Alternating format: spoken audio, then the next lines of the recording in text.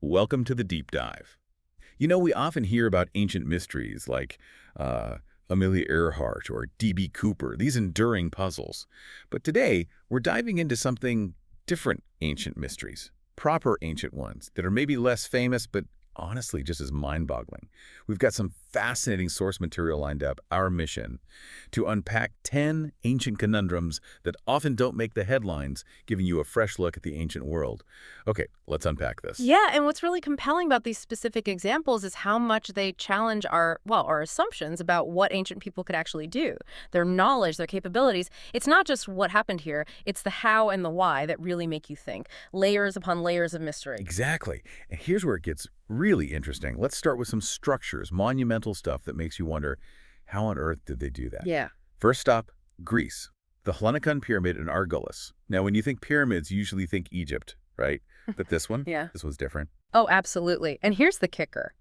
Historians think it might have been built around 2720 BC. Now, that date, that's huge because it would make it significantly older than all the famous Egyptian pyramids. Older than Giza. Wow. Yeah. So the immediate question is how? How could they build something like that with the tools and, the engineering know-how they supposedly had back then? Kind of flips the script on how we think technology developed. It really does. And adding to the mystery, no one's quite sure what it was for. I mean, there are theories. Maybe a temple honoring soldiers from a battle. Yeah. But nothing's been found inside, no burials, no artifacts to confirm it was a tomb or memorial. It's just this unique structure, standing alone in the region. Okay, leaving Greece, let's jump across the Atlantic. Another massive mystery, but this time etched into the ground itself. The Nazca lines in Peru.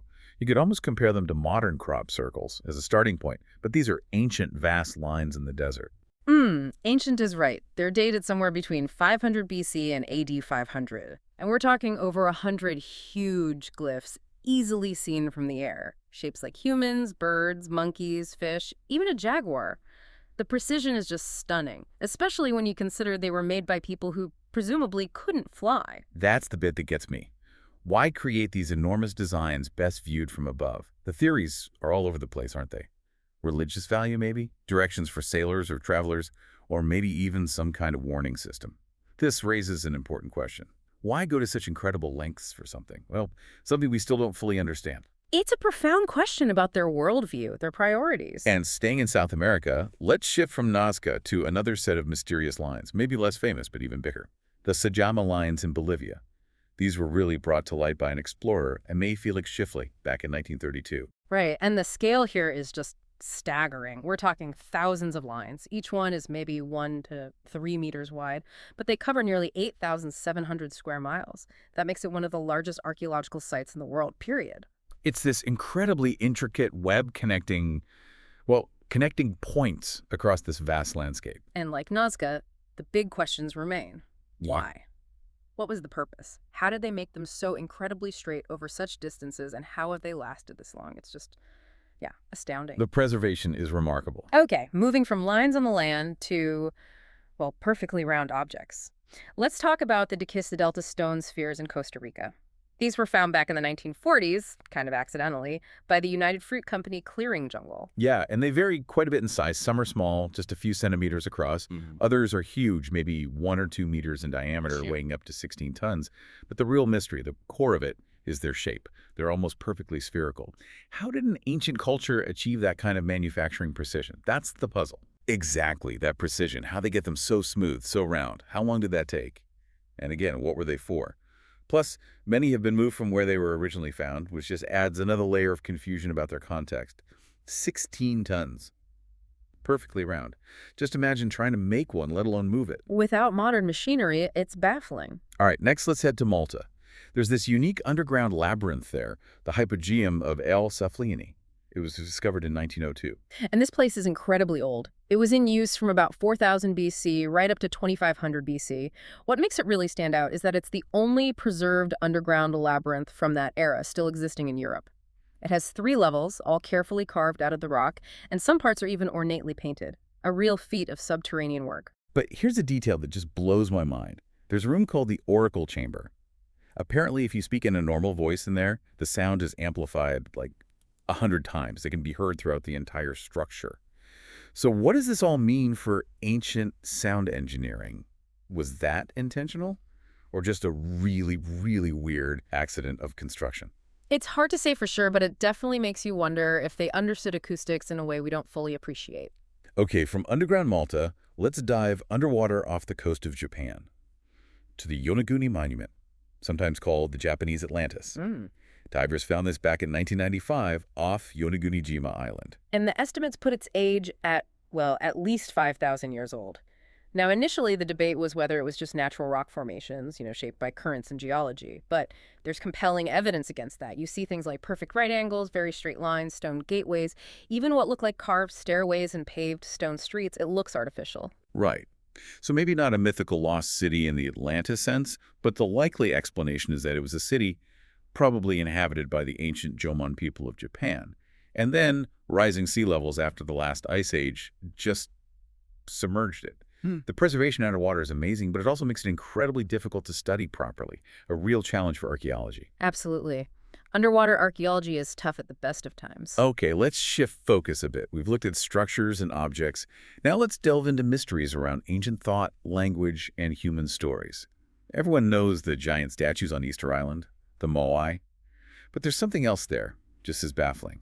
The Rongorongo writings. Yes. These are incredibly intricate glyphs carved onto stone, sometimes wood, and they really look like a very early form of writing. What's profound is Easter Island's isolation. If they invented writing there, they likely did it completely on their own with no outside influence. That's incredibly rare in human history. So they were first really documented by a missionary, Eugene Arod, in 1864. But we know they're much older, probably by 7 or 8 centuries at least. And here's the core mystery. Modern experts are completely in the dark about them, how they were made, if there was a standard system. And most frustratingly, they remain totally undecoded. It's a lost language, holding who knows what secrets. A genuine linguistic enigma. We may never know what those symbols mean. From a lost language on a remote island, let's go to the peat bogs of northern Europe. Here we find the bog bodies. These are human remains discovered starting way back in the 18th century, and they are remarkably well preserved. Astonishingly well preserved. Some bodies found in Denmark date back as far as 8,000 BC. That's incredibly ancient. Probably the most famous is the Tullen Man, found in 1950. He dates to the 3rd century BC, the pre-Roman Iron Age. And the preservation was so good, they could even analyze his last meal from his stomach contents. Gives you a real snapshot of life back then. But the central mystery is, why are they in the bogs, and how did they get there? Almost all of them show signs of violent death, like execution. So what does this tell us about ancient justice, or maybe spiritual practices? Were these sacrifices to gods? Or were they criminals, outcasts being punished? The bogs preserve the bodies, but not the reasons. It's a very grim but fascinating window into potentially brutal aspects of ancient societies. Okay, our second to last mystery takes us to Mesopotamia. We're looking at the Sumerian king list. This is a stone tablet document, dates back to the 3rd millennium BC. And on the surface, it seems pretty straightforward, right? Just a list of kings, where they ruled, how long. Exactly. It lists kings, their cities, dynasties, pretty standard historical record stuff, until it isn't. Because mixed in with these historical-sounding kings, the list also describes the Great Flood and the tales of Gilgamesh stories we usually think of as myths or fables. Right, and that's where it gets crazy. The detail, the age of the document. It makes historians wonder, could these fables actually have some basis in real events? Does it mean some Old Testament stories might reflect actual history? And according to this list, were some of these early rulers actually gods or demigods? What's fascinating here is that blurring of myth and historical record. It really challenges how we define history versus legend in ancient texts. It forces us to question the very purpose of these ancient lists. Were they pure history or something more complex, weaving myth and legitimacy together? And for our final deep dive, let's look at one of the weirdest books ever made. The Devil's Bible, also known as the Codex Gigas. It's this huge medieval book from the 13th century, and it comes with this wild legend about a monk making a deal with the devil to write it all in one night to avoid execution. Yeah, the legend is dramatic, but the physical reality is mysterious enough on its own. Analysis suggests it really was written by only one person. The handwriting is incredibly consistent throughout, and it seems to have been done in a very short amount of time for such a massive project. Not one night, obviously, but still remarkably fast. It's enormous, made from over 160 animal skins. Too heavy for one person to lift. And the contents are all over the map. The complete Latin Bible, historical works, medical texts, exorcism spells, and famously, that huge full-page portrait of the devil. So the big questions are, who is this incredible scribe? How did they manage this feat so quickly and consistently? But then, the most intriguing part, about a dozen pages are just gone, missing. Naturally, this leads to all sorts of theories. Maybe they contain secret satanic rituals, instructions on how to summon the devil, who knows? So what does this all mean for what's lost to history? Those missing pages will likely never know what secrets they held. A tantalizing gap in an already mysterious artifact. Wow. So we've journeyed through 10 pretty amazing, under-the-radar ancient mysteries today, from impossible engineering to lost languages and strange histories. Each one really does challenge how we think about the past, leaving us, honestly, with more questions than answers sometimes. Absolutely. And if we connect this to the bigger picture, it really highlights that constant human urge, doesn't it? The drive to understand where we came from, even when the answers are hard to find. These examples show us there's always more to learn, more to question. The past isn't static. It keeps revealing surprises. It really does. So maybe something to think about as you go about your day. How many other incredible secrets is the ancient world still holding on to? Just buried beneath the surface, waiting for us to dig a little deeper, ask the right questions, and maybe stumble onto the next big mystery. Keep exploring.